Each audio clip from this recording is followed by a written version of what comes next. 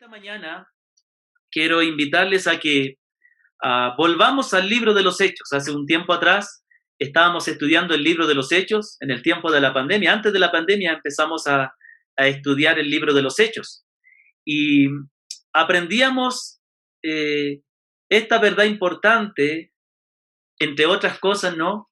De que el Señor sigue obrando a través de su iglesia.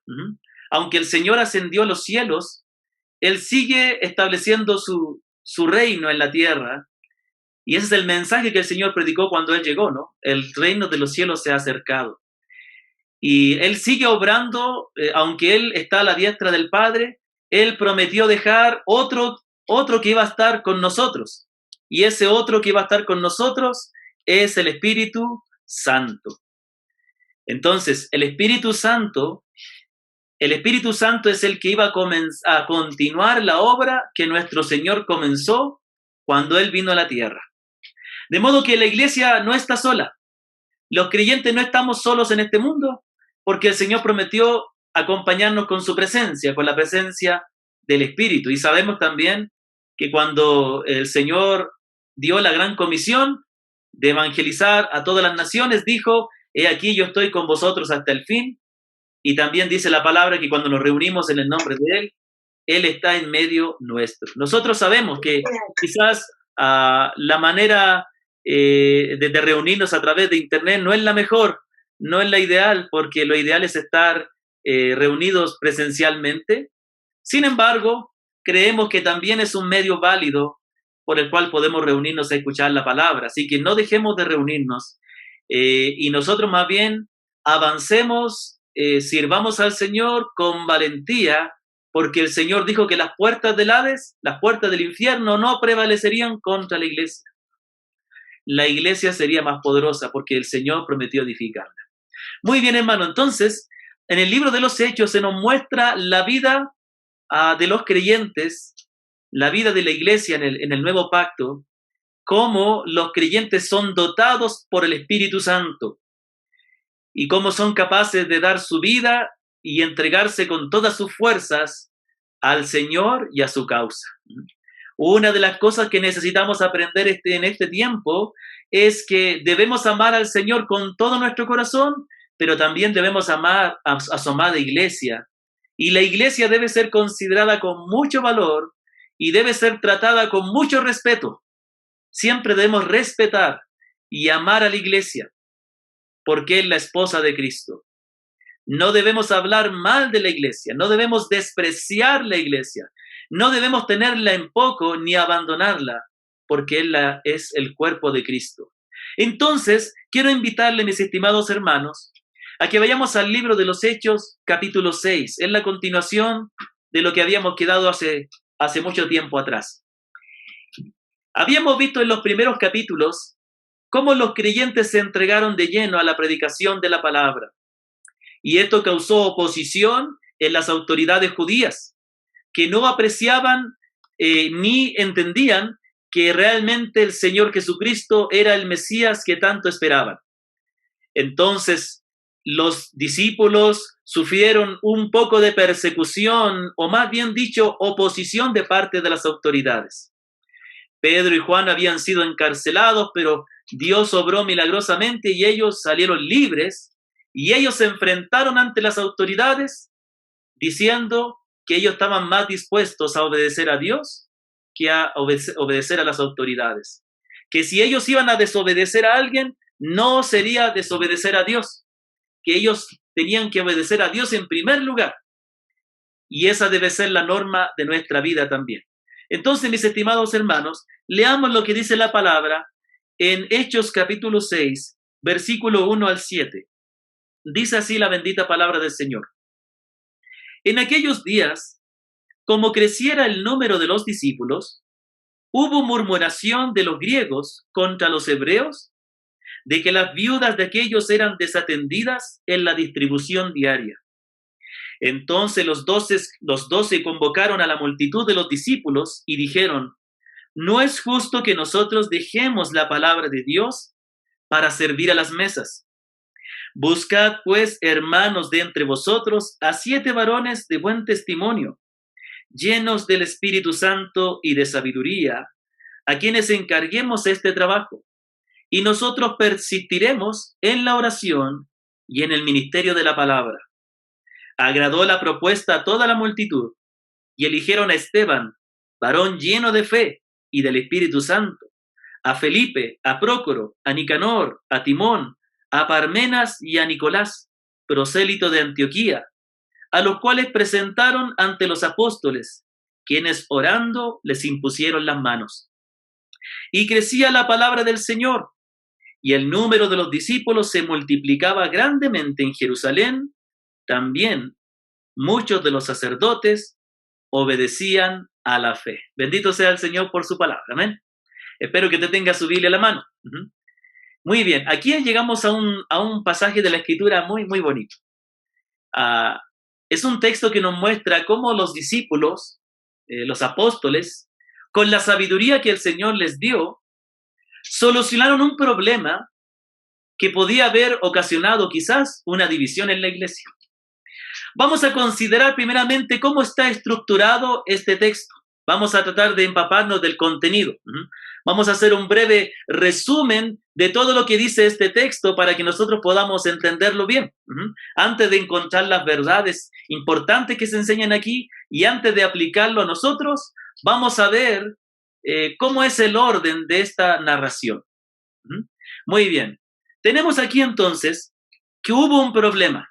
Comienza este relato hablándonos acerca de un problema. ¿Qué problema fue? Fue acerca de un problema de murmuración.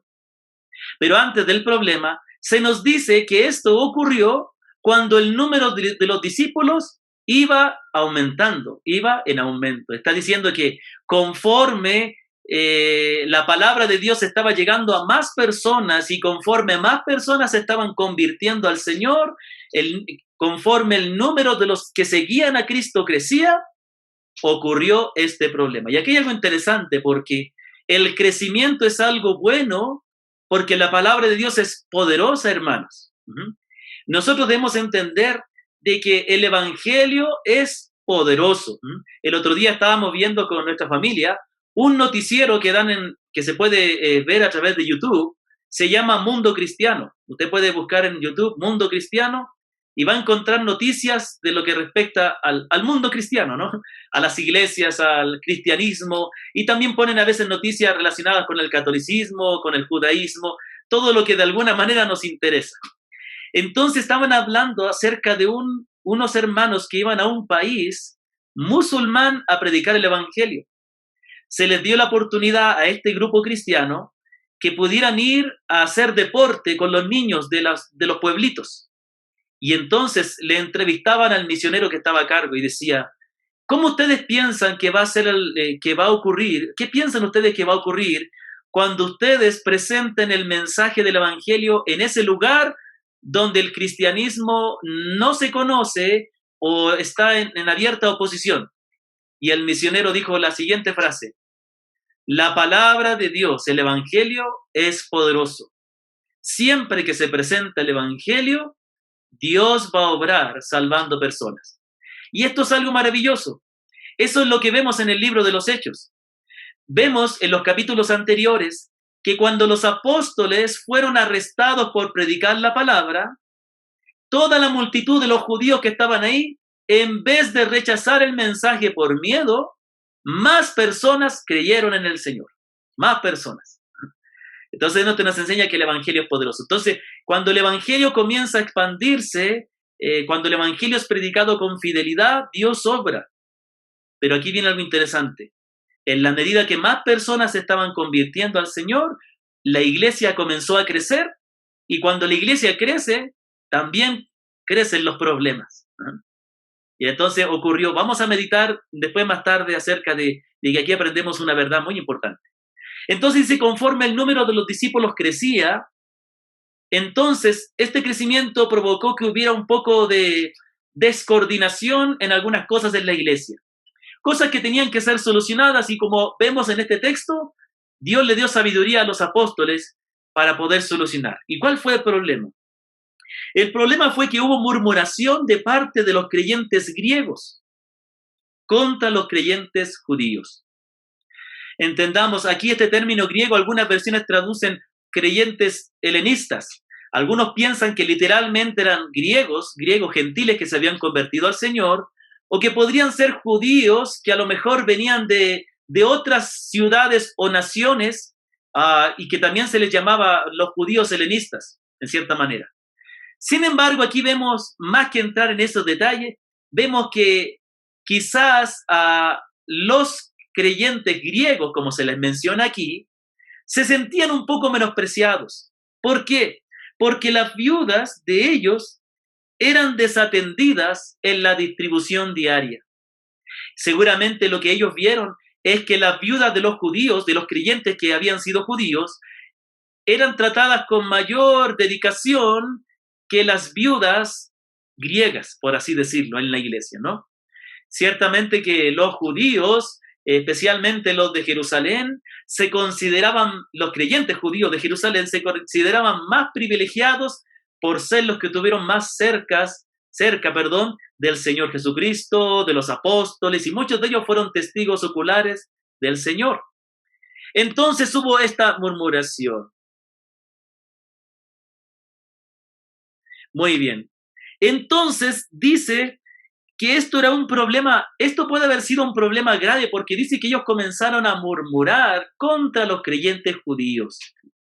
Sabemos por la Escritura que la murmuración es un pecado muy grave, porque la murmuración hace que el corazón de las personas acumule resentimiento a otras. Yo me acuerdo que una vez estaba con los hermanos de Muralillo un domingo, y yo di la siguiente ilustración y muchos hermanos se rieron. A veces, ¿no es cierto?, hay hermanos que están en la iglesia y están tranquilos, están contentos porque reciben la palabra del Señor, porque saben que es una buena iglesia. Permítanme un momentito.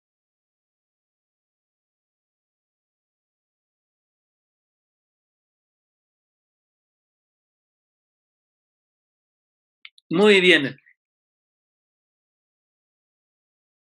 Perdón, hermanos, porque se me estaba descargando la computadora, no había puesto el cargador. Muy bien. Entonces, yo daba esta ilustración a los hermanos de Mulalillo. Imagínense, usted estaba viniendo el culto, especialmente los varones, ¿no? Contento, vienen el domingo, y de repente un hermano le dice al otro: oye, ¿te has fijado que el pastor Claudio nunca te ha hecho leer la palabra? Cierto es, ¿no? El pastor a mí nunca me ha leído que lea la palabra. Oh, el pastor no me quiere a mí, esta iglesia no. Yo no soy importante para esta iglesia. ¿Qué pasó? Que a lo mejor el hermano nunca se preocupó de eso, pero cuando un hermano le dijo esas palabras, plantó en él una semilla de resentimiento. Eso es cuando nosotros murmuramos. Por eso que, hermanos, la murmuración no debe existir, no deben salir de nuestros labios. La palabra dice: ninguna palabra corrompida salga de vuestra boca. Yo estaba comentando el día miércoles que muchos jóvenes se apartan de la fe por muchas razones. Entendamos que a veces no siempre es responsabilidad de los padres, porque también nuestros hijos también son pecadores, ¿me comprende? Pero muchas veces se apartan porque no escuchan nunca cosas buenas de sus padres, siendo sus padres creyentes. En vez de escuchar alabanza a Dios, en vez de escuchar palabras de amor a sus hermanos, siempre están escuchando quejas, siempre están escuchando críticas, siempre están escuchando cosas malas. ¿Y qué es lo que hacen ellos? Su corazón comienza a aborrecer la palabra, a aborrecer la iglesia, porque nunca fueron estimulados por sus padres. Ahora, lo mismo pasa en la iglesia. Ahora, la murmuración es un pecado muy grave, pero a veces la murmuración también, como en este caso, puede ser señal de que algo necesita arreglarse en la iglesia. Como les digo, esto no justifica que ellos hayan murmurado. ¿Qué sería lo correcto que los creyentes griegos debían haber hecho?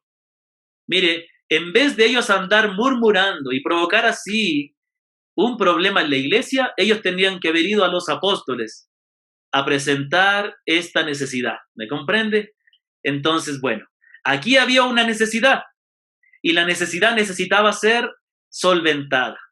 La necesidad de que habían viudas en la iglesia que eran desatendidas. Y aquí él dice algo interesante. Esto nos da una señal, o nos dice que en la iglesia había un ministerio donde se repartía ayuda a los necesitados, en especial a las viudas. Tanto era así que aquí dice que las viudas de los griegos eran desatendidas en la distribución diaria de la comida. Y esto tiene que ver con la comida, porque después los apóstoles dicen, no es justo que nosotros dejemos la palabra para servir a las mesas. Entonces, de alguna manera vemos que aquí la iglesia no solamente crecía en conocimiento y en conversiones, sino que la iglesia crecía en su amor, demostrado de una forma práctica. La iglesia tenía un ministerio. Un ministerio quiere decir una responsabilidad, un departamento de la iglesia donde se encargaban de repartir alimentos y sustentar a las viudas de la congregación. Qué hermoso cuadro vemos aquí. Dentro de todo este problema vemos algo maravilloso. Vemos que la iglesia estaba trabajando no solo en predicar la palabra, que es lo más importante, sino también en cuidar de aquellos necesitados. ¿Cuánto necesitamos aprender? Esperamos que por medio de esta palabra Dios cambie nuestro corazón y cambie nuestra forma de servir como iglesia para que entendamos qué es aquello que es más importante. Y entre esas cosas, la iglesia siempre tiene que estar sirviendo a los necesitados. Esa es la manera donde demostramos el amor del Señor. ¿Qué ocurrió entonces? Ocurrió entonces que los apóstoles se enteran de este problema y entonces vemos que la segunda parte de digamos que este pasaje se divide en dos partes. Tenemos el problema que estaba ocurriendo y tenemos la solución. Ruego que no se olviden de apagar sus micrófonos, por favor, para que no haya interferencia en la imagen. Entonces, aquí vemos que los apóstoles, conscientes de este problema, ellos dice que convocaron a la multitud de los creyentes. Es decir, que los apóstoles no buscaron ellos solo una solución, ellos solos, sino que consideraron a la congregación. Hay cosas, hermanos, que conciernen exclusivamente a las autoridades de la iglesia, pero hay cosas donde toda la iglesia debe ser considerada la opinión. Por un lado, es deber de la congregación someterse a sus ancianos, a sus pastores, pero por otro lado también es responsabilidad de los pastores, de los ancianos, considerar la opinión de la congregación, porque todos son hijos de Dios. Entonces los apóstoles buscan una solución y ellos primeramente reconocen que ellos mismos tienen un problema. Ellos reconocen que por causa de servir a las viudas, ellos estaban descuidando el ministerio de la palabra. Vemos en la Escritura que la responsabilidad principal de los apóstoles en esa época y de los pastores hoy en día es la predicación de la palabra. Hermanos queridos, detengámonos un momentito aquí. Aquí los apóstoles dicen, no es justo que nosotros descuidemos la palabra por servir a las mesas. Entonces, hay una idea que está equivocada en la mente de muchas personas por el cristianismo actual en que estamos viviendo. Y es pensar de que los pastores son los que tienen que hacer todo el trabajo de la iglesia, mayormente cuando están a tiempo completo. Muchas veces se cree que porque hay un pastor a tiempo completo o porque la iglesia está sustentando a sus pastores, ellos deben hacer todo el trabajo y ellos tienen la mayor responsabilidad de todo. Aquí dice claramente que los apóstoles tenían un problema. La predicación y la oración, como ellos dicen después, son los ministerios más importantes que a los cuales deben dedicarse los pastores. Por lo tanto, es necesario que otras personas en la congregación ayuden con todas las demás responsabilidades. La iglesia tiene muchas necesidades materiales y necesidades espirituales.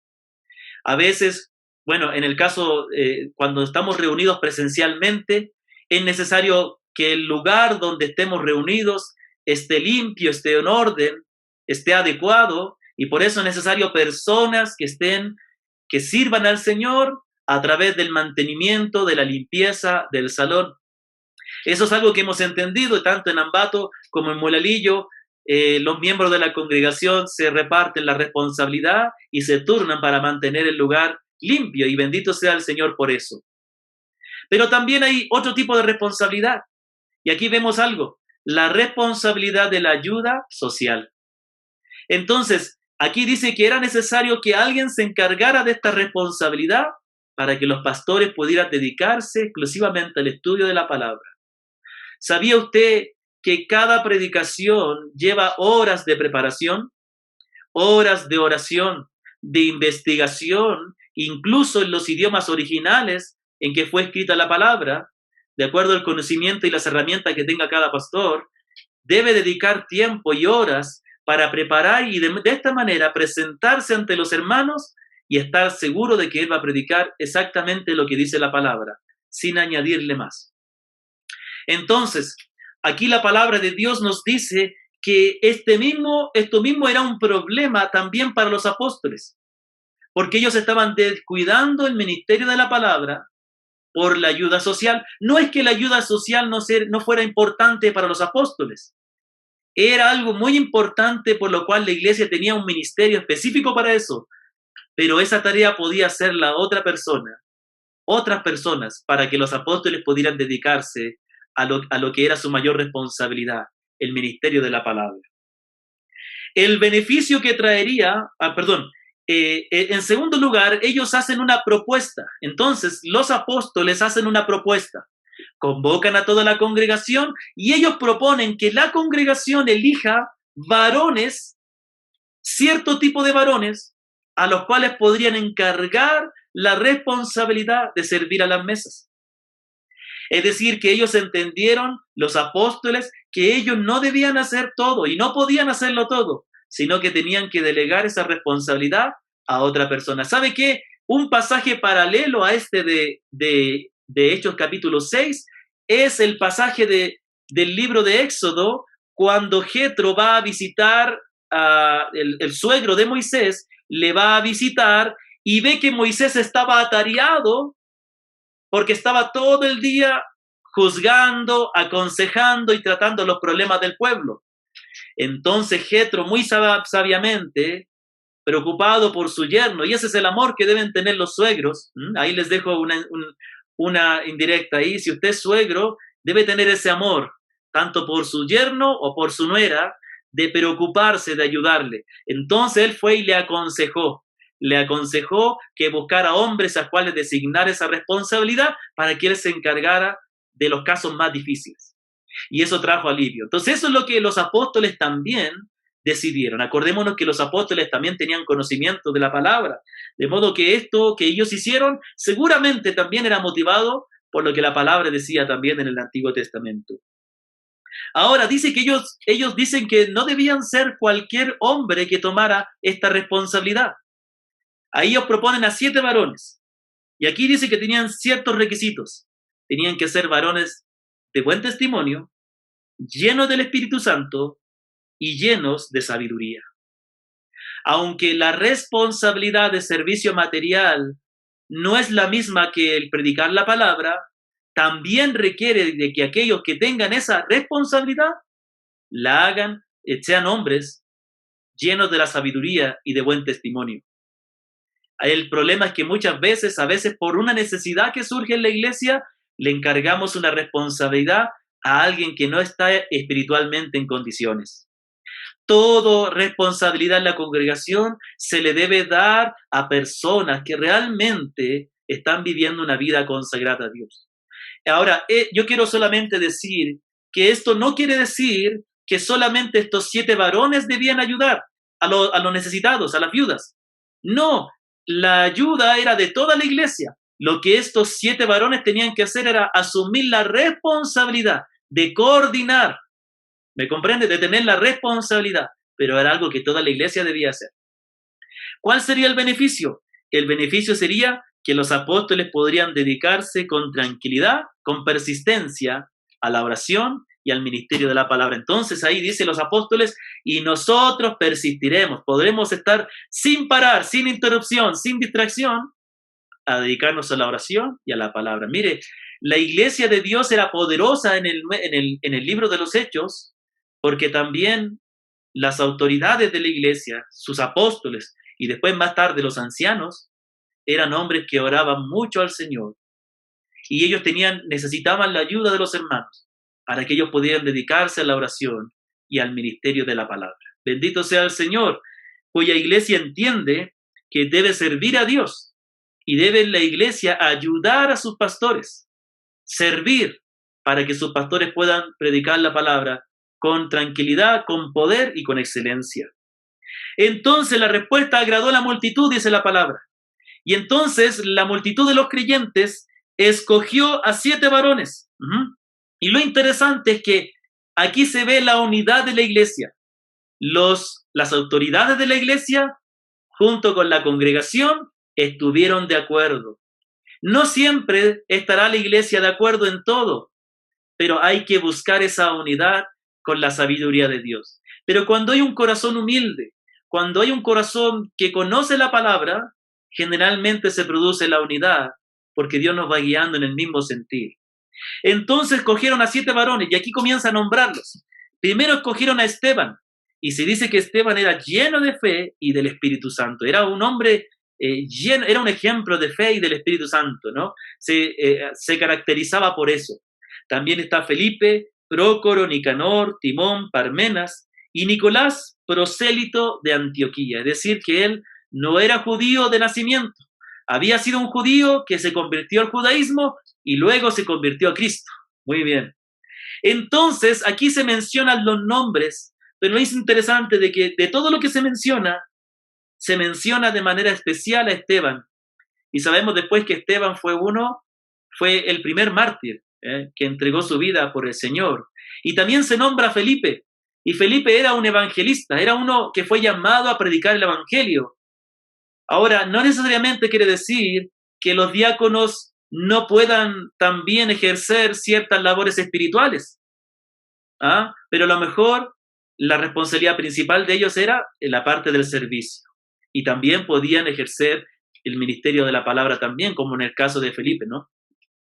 Ahora dice que a estos presentaron delante de los apóstoles y finalmente los apóstoles confirman la decisión de la iglesia y los nombran oficialmente imponiéndoles las manos.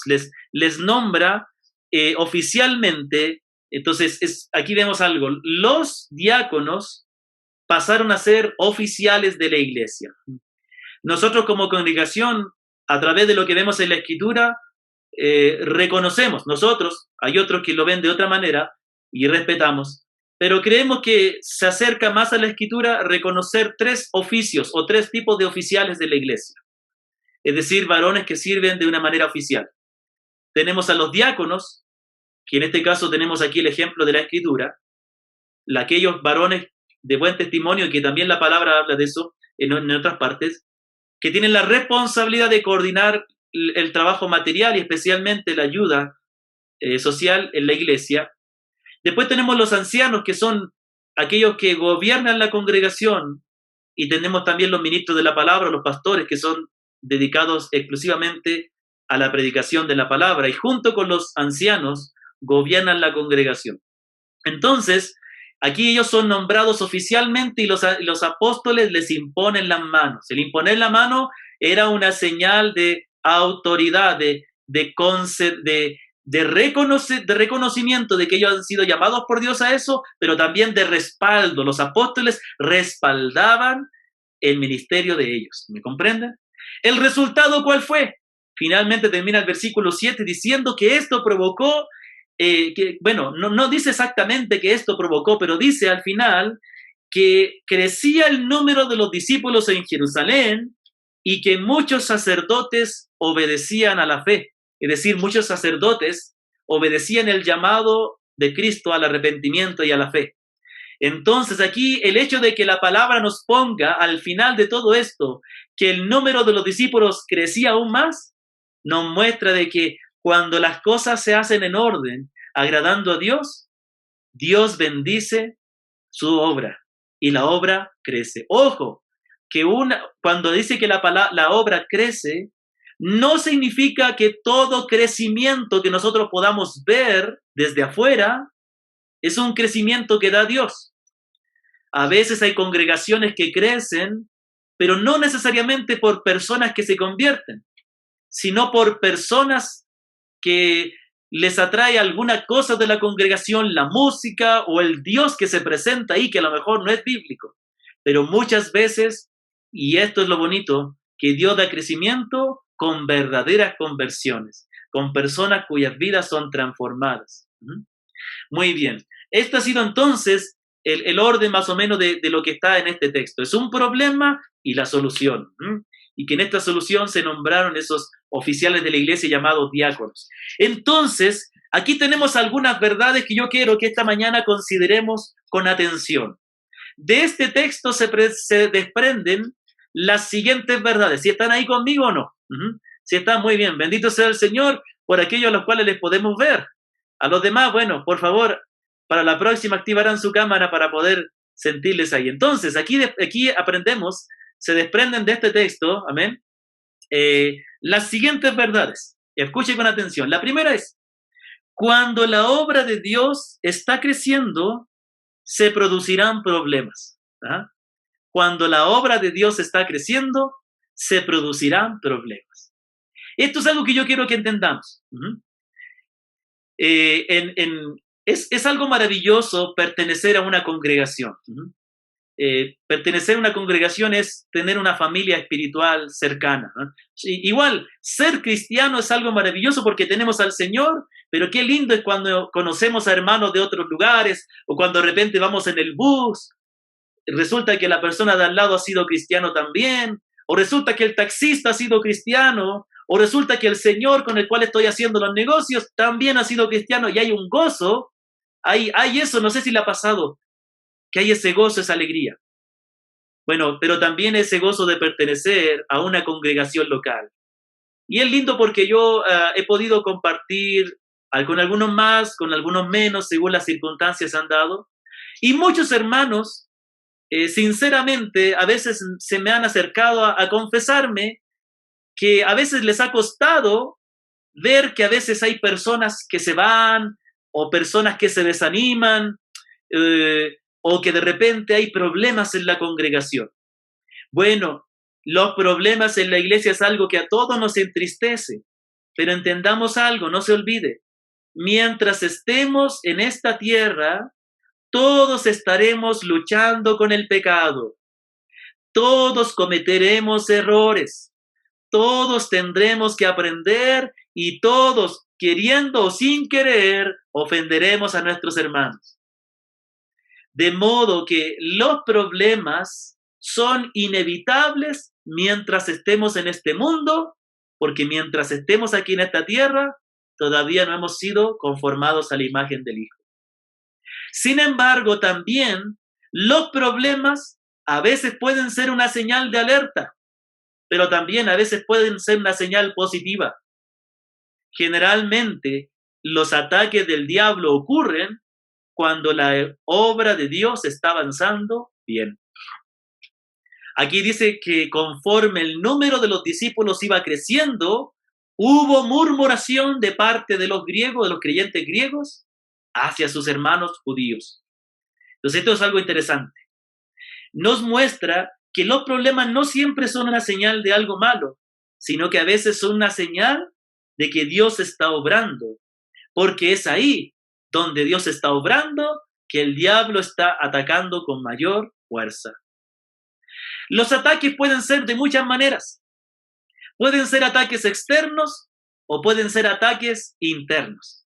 Por ejemplo, en el capítulo 3 y en el capítulo 4, mayormente en el capítulo 4 y en el capítulo 5, vemos que los discípulos fueron atacados por medio de la oposición de las autoridades judías y algunos de ellos los encerraron en la cárcel. Cuando la obra de Dios está creciendo, cuando la iglesia está causando un impacto en la sociedad, las autoridades se van a oponer. ¿Recuerdan lo que les compartí hace 2 domingos atrás? Esas 2 mujeres que derramaron el perfume delante del Señor no provocaron la alegría de los que estaban alrededor, provocaron la molestia. Pero lo que yo les explicaba la semana anterior era que lo peor que le puede pasar a la iglesia es pasar desapercibida.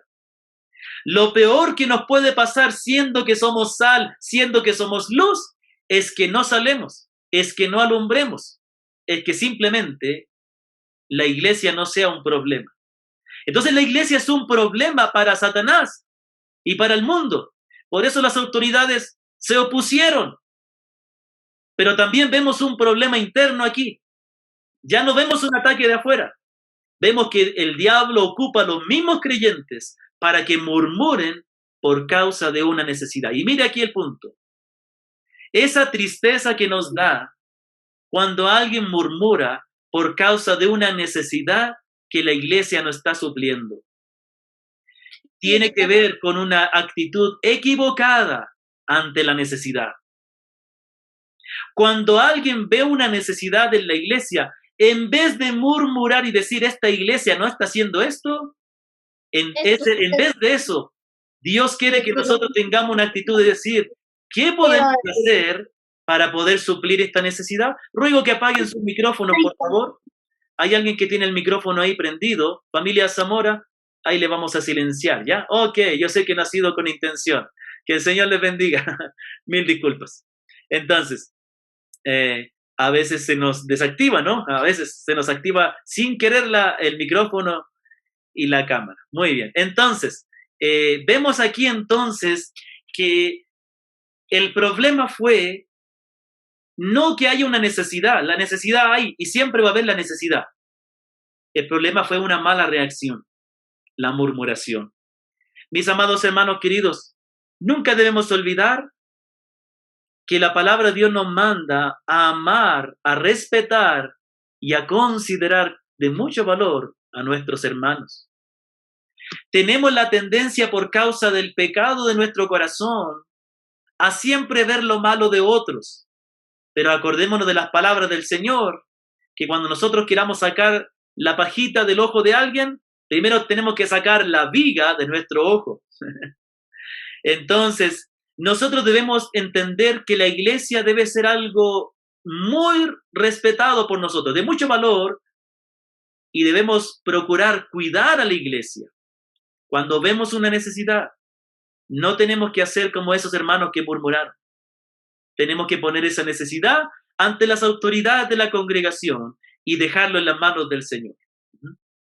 ¿Sabe qué, hermanos queridos? Ellos murmuraron, pero sin embargo, aquí aprendemos que por esta razón es necesario que estemos atentos a lo que está ocurriendo en la congregación, en nuestras vidas, en la iglesia, para que con la sabiduría de Dios podamos encontrar una solución. Aquí es algo admirable, cómo los discípulos buscaron una solución.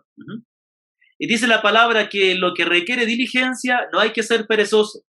Y ese es el problema de nosotros los cristianos, somos muy perezosos. Vemos que la iglesia necesita algo, pero lo dejamos ahí. No tomamos la decisión, no tomamos las medidas.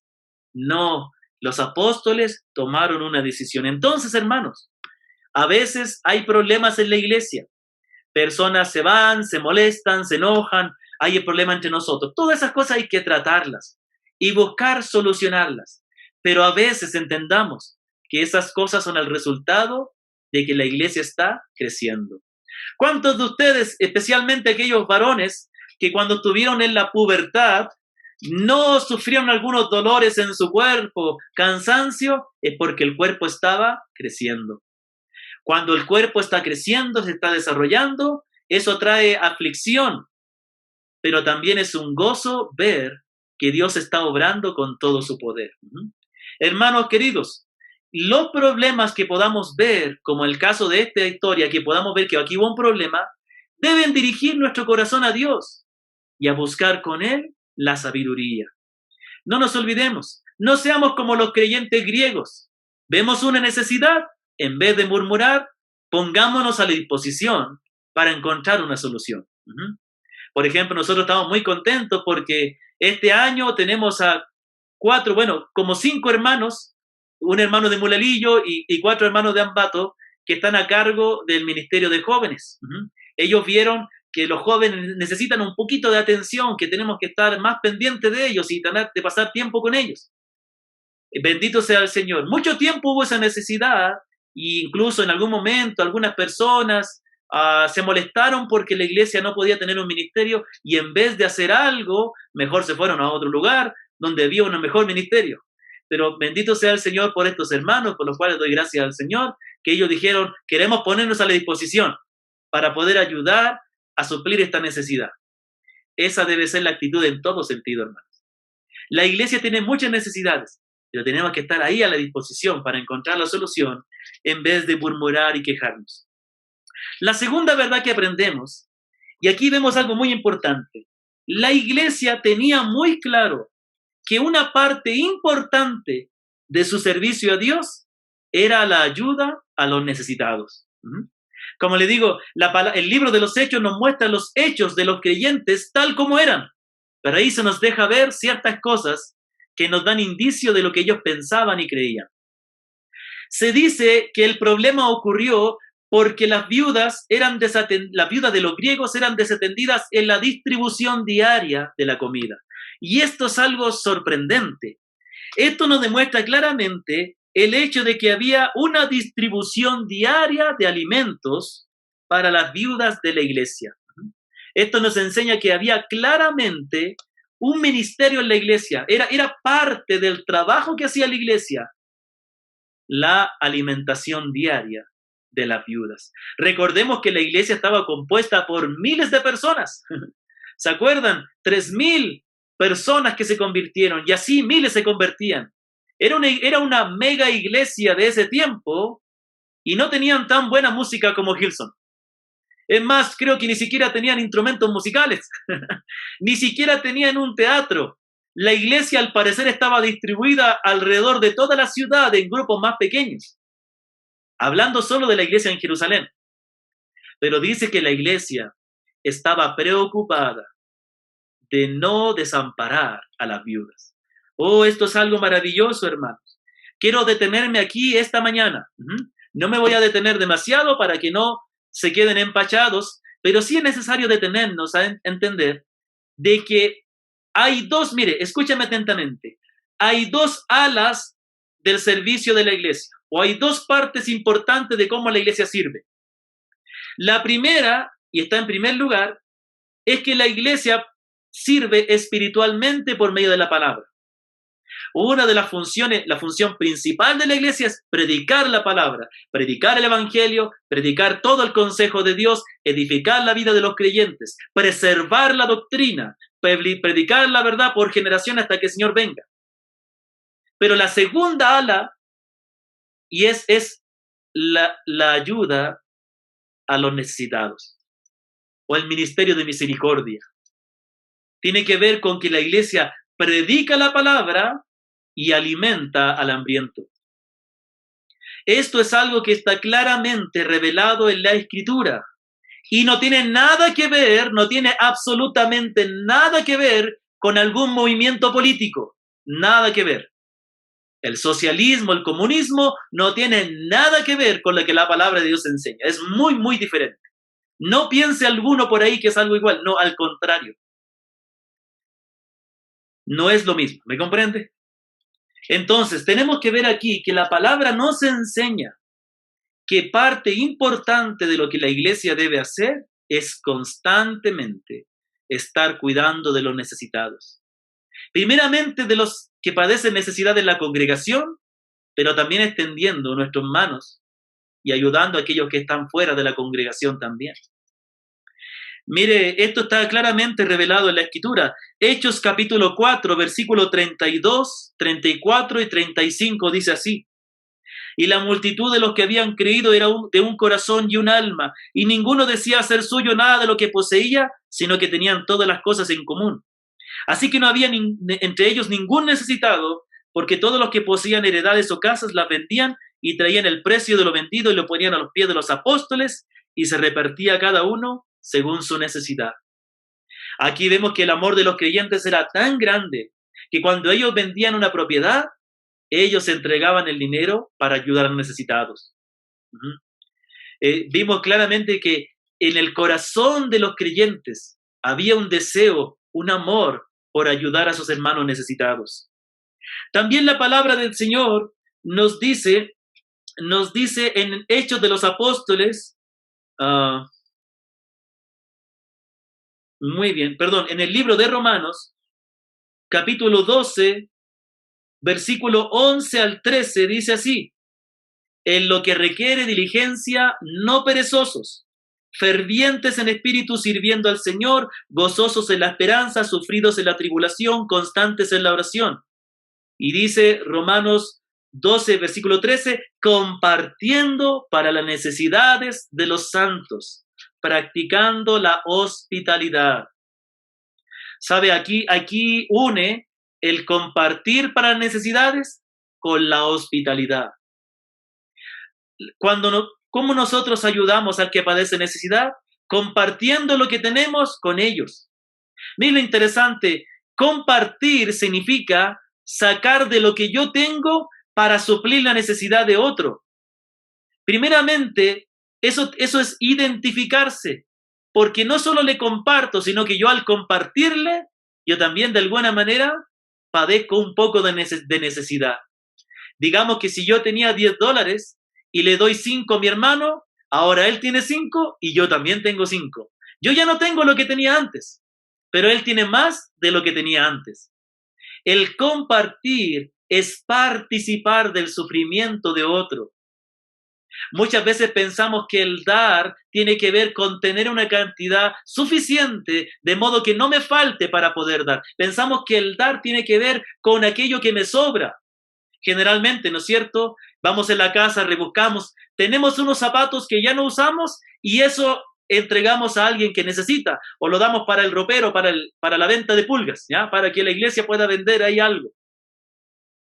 O a veces pensamos que, a ver, de mi presupuesto, esto es lo que tengo. Bueno, esto me sobra, eso voy a ayudar. Eso no es compartir. Compartir no es dar lo que me sobra. Compartir y dar no es si me alcanza, si me sobra, es de lo que yo tengo, de lo que yo necesito, de eso voy a sacar para dar a otro. De modo que yo suplo la necesidad y que yo también comparto la necesidad. ¿Me comprende? Acordémonos de esa viuda pobre que dio todo lo que tenía para el Señor y el Señor reprendió a los otros porque daban de lo que les sobraba. Hermanos, la ayuda no tiene que ver con la prosperidad que tengamos. Tiene que ver con la disposición de desprendernos de algo. Cualquier persona puede ayudar. Cualquier persona puede dar. Si tienes algo, ya puedes dar. El único que no puede dar es aquel que no tiene nada. Cuando tú dices, yo no puedo dar porque tengo justo lo que necesito, está diciendo que tu necesidad, que el suplir tu necesidad es más importante que ayudar a suplir necesidad de otro. Tampoco Dios te pide que tú entregues todo lo que tienes para suplir la necesidad de otro, a menos que Dios le pida a alguno de manera particular eso. Pero Dios te pide que tú des de lo que tienes para que Él y tú también tengan. Entonces la palabra nos une también aquí el compartir con la hospitalidad. Mira, por ejemplo, la hospitalidad es una manera de compartir. Tú no dices, yo voy a invitar a almorzar a un hermano cuando yo tenga otra mesa y tenga otra silla para que se sienten. Tú los traes y tú los acomodas donde tú estás.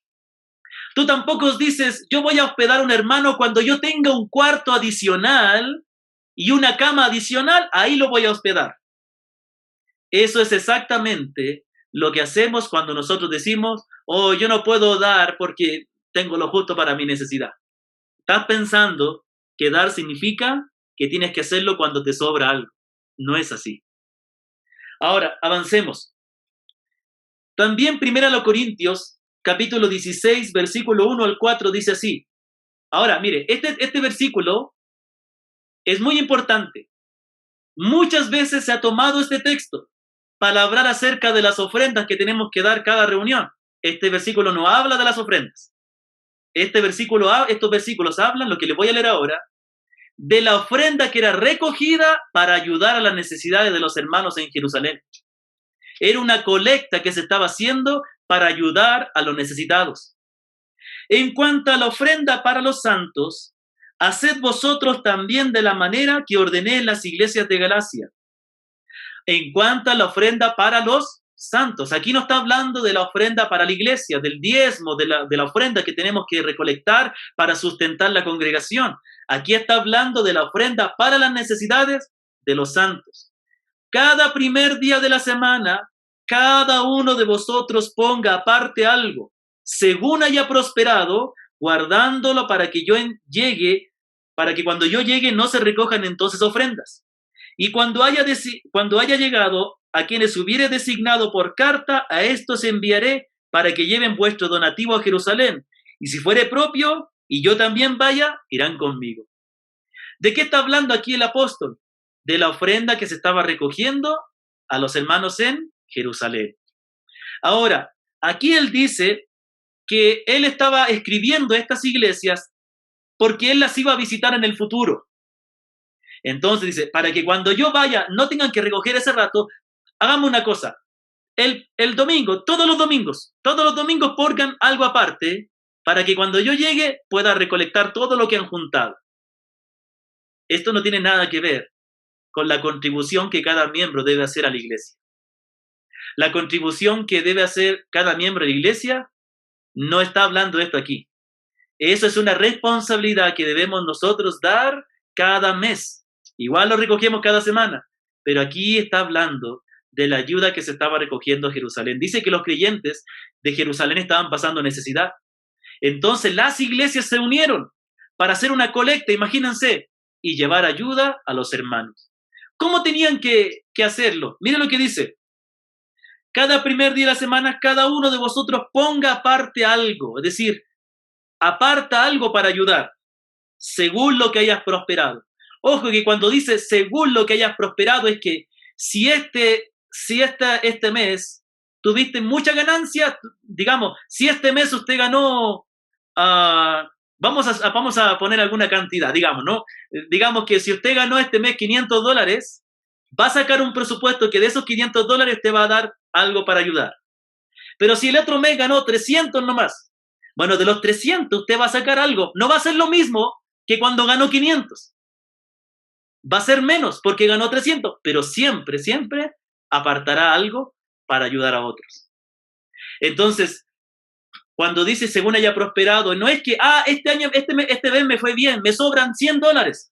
Déjeme decirle algo, nunca le va a sobrar dinero para ayudar, jamás. Porque nuestras necesidades sobrepasan a nuestros ingresos. Por lo menos en Latinoamérica es así. Dígame que no es verdad, que todos nosotros tenemos muchas necesidades y nunca nos sobra dinero. Tiene que ver con un compromiso de apartar algo para ayudar. Lo mismo para la iglesia, aunque de eso hablaremos en otra parte. Pero bueno, también el Antiguo Testamento nos dice exactamente algo parecido. Salmo 41, versículo 1. Mire, busque ahí Salmo 41, versículo 1. Bienaventurado el que piensa en el pobre. En el día malo lo librará Jehová. Bendito sea el Señor. Dice aquí que hay una bendición para aquel que se preocupa del necesitado. Dios lo va a librar en el día malo. Interesante, mira, dice, es como que está diciendo, mira, tú libra al pobre y Dios te librará a ti. Si tú te encargas de cuidar de otros, Dios va a hacer lo mismo contigo. Después dice también Proverbios 14, 21. Peca el que menosprecia a su prójimo, mas el que tiene misericordia de los pobres es bienaventurado. Es bienaventurado el que tiene misericordia de los pobres. Es aquel que inclina su corazón a las necesidades de otros. De modo que esto nos habla fuertemente a nosotros como iglesia y como creyentes. Todos somos llamados también a manifestar ese amor, preocupándolos de las necesidades de nuestros hermanos que están en necesidad. Hay una tercera verdad, si no me equivoco es la tercera, ¿no?, que aprendemos aquí, es que Dios ha provisto a personas específicas en la iglesia para que tengan la responsabilidad de coordinar este ministerio.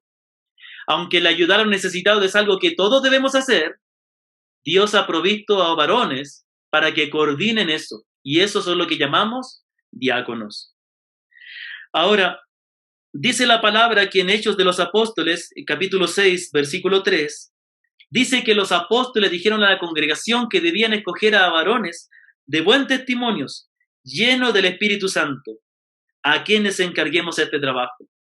Estos son los llamados diáconos. La palabra diácono significa servidor. Es la misma palabra que usó el Señor en Mateo 20:26, cuando dice, mas entre vosotros no será así, sino que el que quiera ser grande entre vosotros será vuestro servidor. Los diáconos son hermanos llamados a servir, llamados a coordinar. Todos debemos servir, todos debemos ayudar a los necesitados, pero aquellos que tienen la responsabilidad de coordinar eso son los llamados diáconos. También en 1 Timoteo 3, versículo 8 al 13, nos dice que estos diáconos deben tener ciertos requisitos. No deben ser honestos, sin doblez, no dados al vino, no codiciosos. Deben guardar el ministerio de la fe con limpia conciencia, deben ser irreprensibles y deben ser puestos a prueba, etcétera, etcétera, etcétera.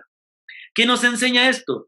Que aunque los diáconos no tienen la responsabilidad como los ancianos de gobernar la iglesia y de los pastores de predicar la palabra, ellos tienen que ser hombres de muy buen testimonio, hombres espirituales, porque el servicio de la ayuda a los necesitados debe hacerse con humildad, debe hacerse con amor, debe hacerse para la gloria de Dios, sin avergonzar al que se le ayuda, sin menospreciar al que se le ayuda, sino considerando a nuestros hermanos como dignos de mucho valor. Ahora, en último lugar, vemos que Dios bendijo a la iglesia. Y como vimos anteriormente, Dios bendice a la iglesia. Y la iglesia creció más todavía. Una de las cosas por las cuales no vemos el poder de Dios obrando a través de nuestras iglesias es que muchas veces los creyentes no estamos totalmente consagrados a Él. Muchas veces no somos usados poderosamente por el Señor porque todavía tenemos ídolos en nuestra vida. Puede ser que ya no tengamos figuritas de yeso, pero a lo mejor el ídolo son nuestras posesiones. A lo mejor el ídolo es nuestro corazón, que no queremos darlo para ayudar a otros.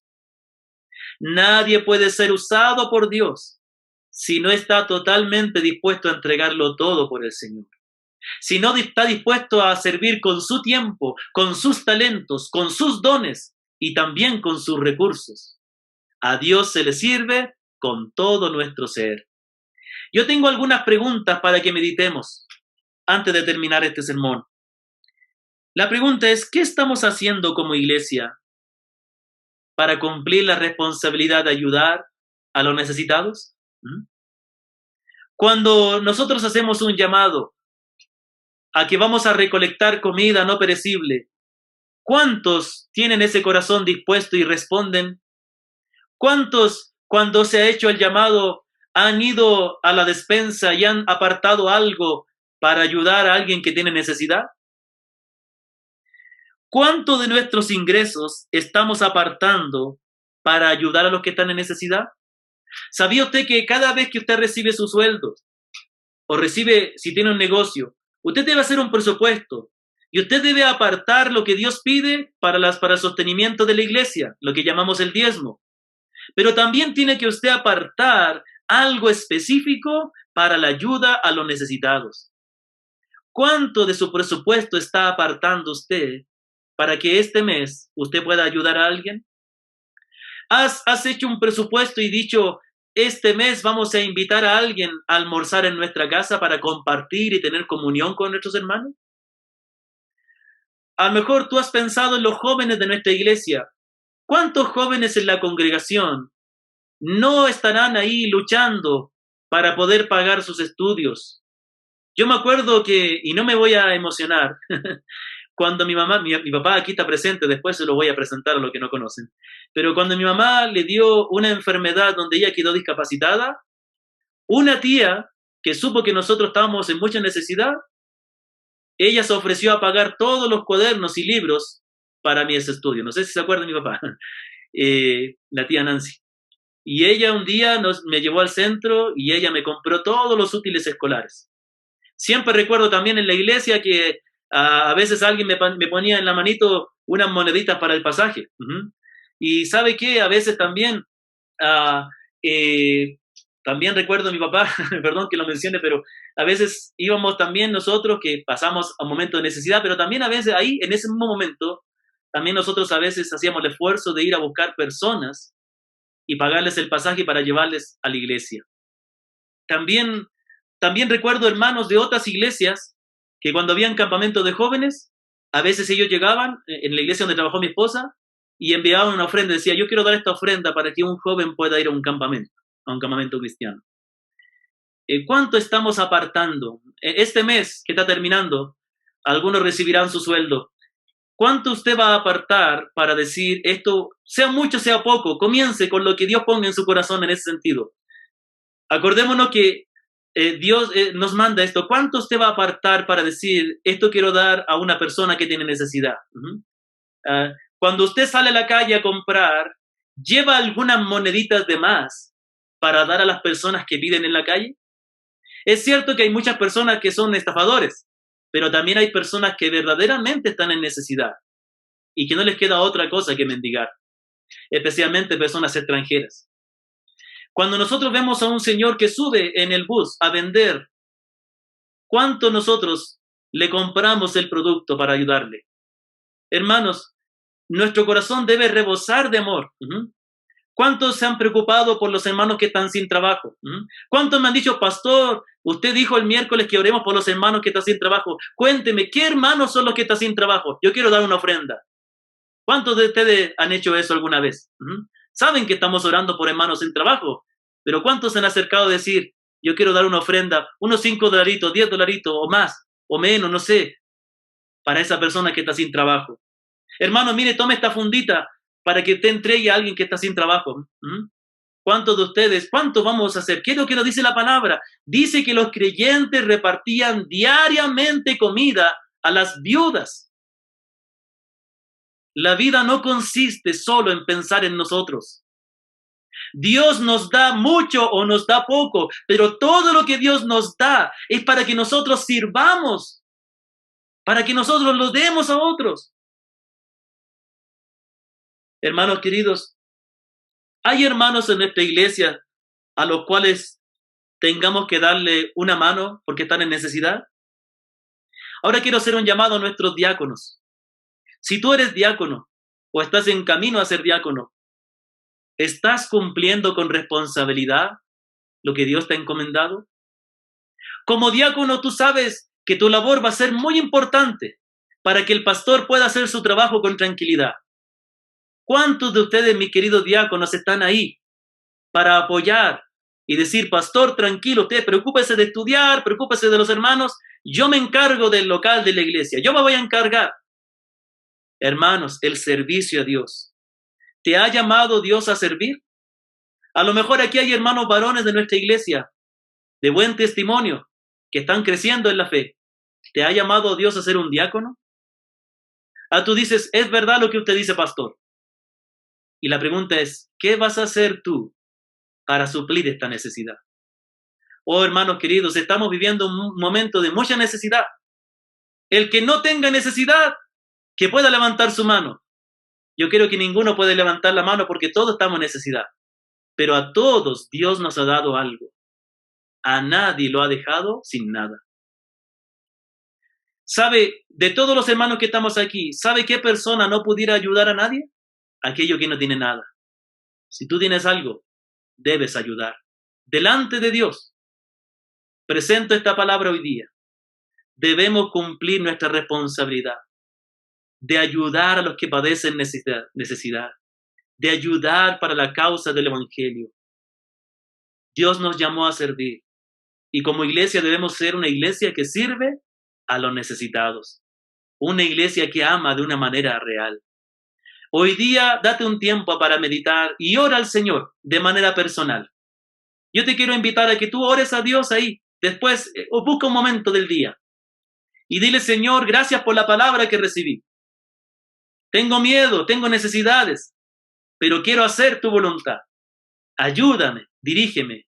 Y también creo que muchos de nosotros, incluido yo, vamos a tener que tratar de pedirle perdón al Señor, porque realmente no hemos amado a nuestros hermanos como debiéramos y no hemos hecho lo que debíamos hacer.